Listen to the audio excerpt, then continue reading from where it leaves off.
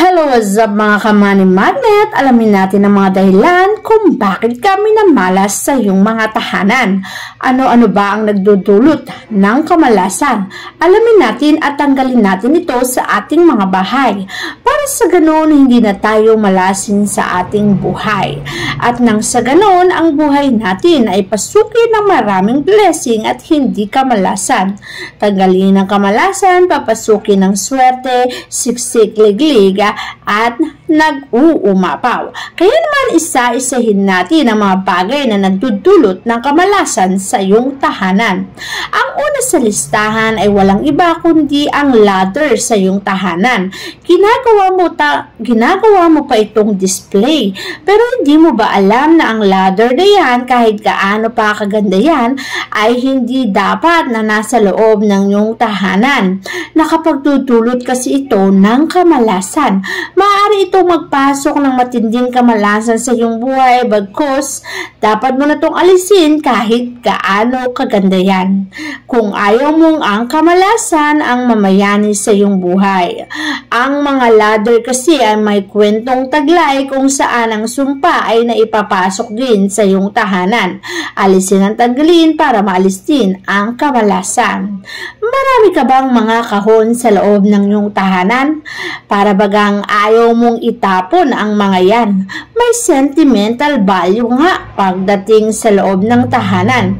Pero alam mo ba, ang mga kahon na yan ay maaari din palang magdulot ng kamalasan. Maaari kasi itong magpasok ng kamalasan sa iyong buhay kapag hinayaan mo to na nasa loob ng iyong tahanan. Pumapasok kasi at naiipon dito ang mga negatibong enerhiya.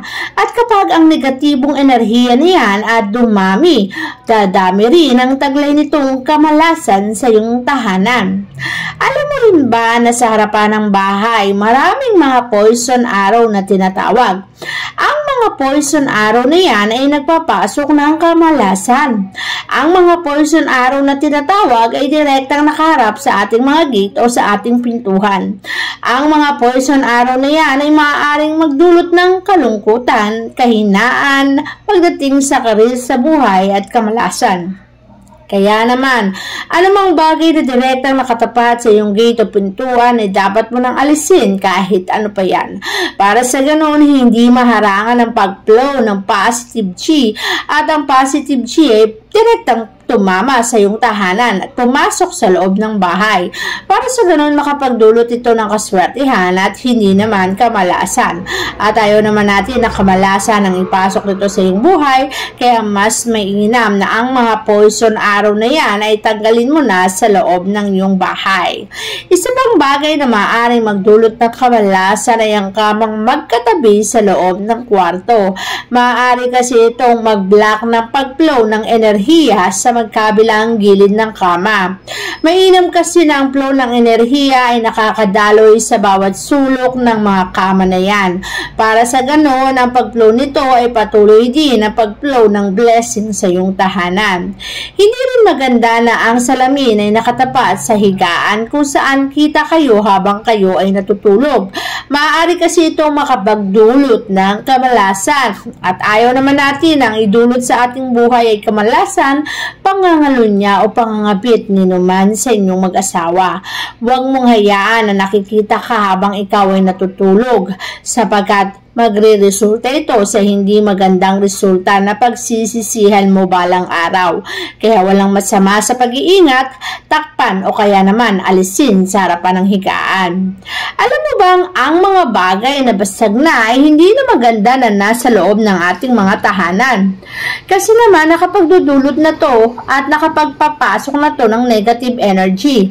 Kahit gaano pa kaganda o sentimental value ang ibinibigay ng gamit na yan, ay hindi dapat na nasa loob ng ating mga tahanan. Mas mainam na ito'y itapon na sapagkat ang mga bagay na may lamat na, ang mga bagay na may crack na, ay maaari na magbigay sa atin ng kamalasan. At ayaw naman natin na mangibabaw ang mga kamalasan na yan. Kaya tanggalin na natin ito sa ating mga bahay. Hindi rin maganda na direktang nakatapat ang kusina sa pintuan ng ating mga banyo.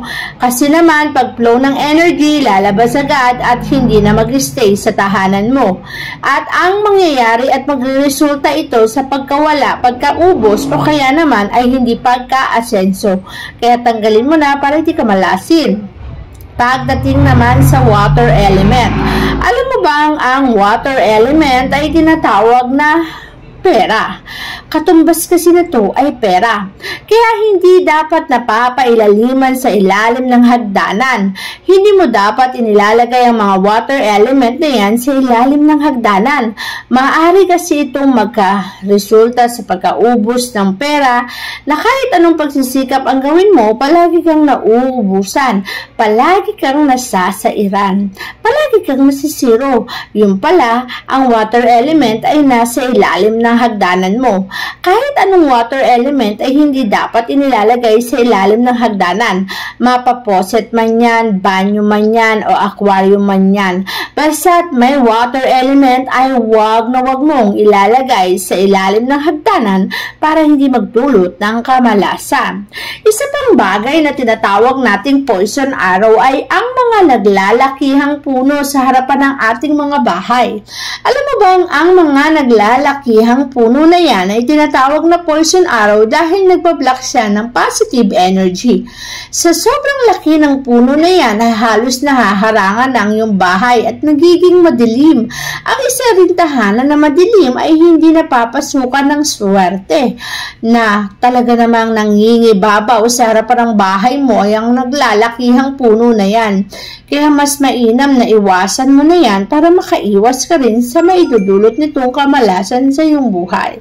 Kung ako sa iyo, tanggalin mo na o kaya naman magtanim ka ng mga maglalakihang puno sa gilid lamang ng bahay at huwag mo ipwesto sa harapan ng bahay para hindi ito direktang makaapekto sa iyo at hindi direktang makapagdulot ng anumang kamalasan sa buhay mo. Isa pang bagay na dapat mo isinasaalang-alang ay pagpili ng iyong painting. Alam mo bang sa pamamagitan ng painting, maaari itong magbukas ng positibong enerhiya at negative energy. Mas mainam kasi na pagising mo sa umaga, ang nabubungaran mo ay positive energy. Paano na lang kung nahihilig ka sa mga picture na hubad? Alam mo bang yung mga yan ay nagpapasok din yan ng negative energy? Kahit sabihin mong painting lang yan, kung araw-araw mo naman nabubungaran, negative din ang mangyayari sa iyong buhay. Kaya naman kung ayaw mo manifest ang negatibong enerhiya, ay mas mainam na iwasan mo na yan. Para sa ganun, makaiwas ka sa anumang uri ng kamalasan at makaiwas ka rin sa maidudulot nitong kamalasan sa iyong buhay. Tanggalin ang mga bagay na to para hindi ka malasin at swerte ang pumasok sa iyong tahanan.